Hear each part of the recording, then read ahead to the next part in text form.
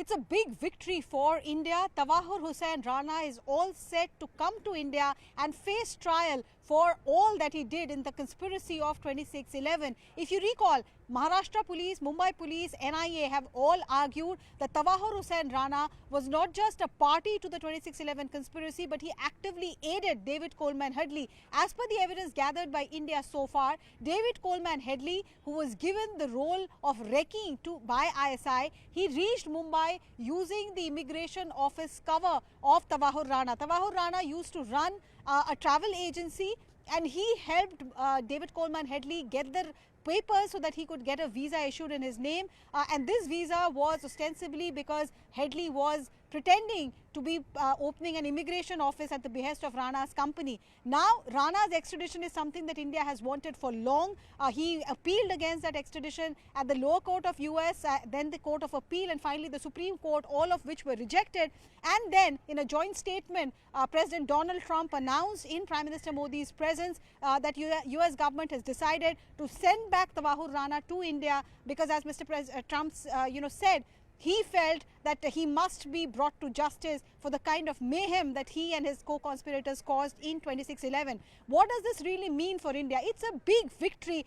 Diplomatically speaking, it is a big victory because Prime Minister Modi and the establishment has managed to impress upon United States of America that Rana, who has only been convicted once for a conspiracy in Denmark against a newspaper, must be brought to justice for the role that he played in 26/11, where the attack was not just on India, but where people from Israel, people from United States of America and other European countries also lost their lives. So he must be brought to India and he must face the Indian law for helping Headley, for keeping away the information of the 26/11 conspiracy from the authorities, and for actively aiding the kind of killing and death and destruction that we saw.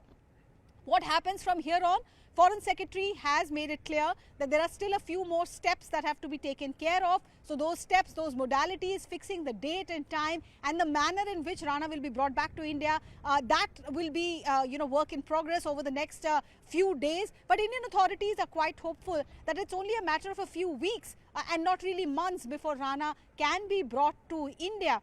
A National Investigation Agency team could travel to United States once the MEA gives its clearance, and this team would then escort Rana back to India. Once he lands here, he will be produced in the special NIA court. There's already a warrant against him, and NIA is likely to seek custody of Rana. His questioning will not just be limited to what happened on 26th of November, but the larger conspiracy that Pakistan and ISI hatched against India.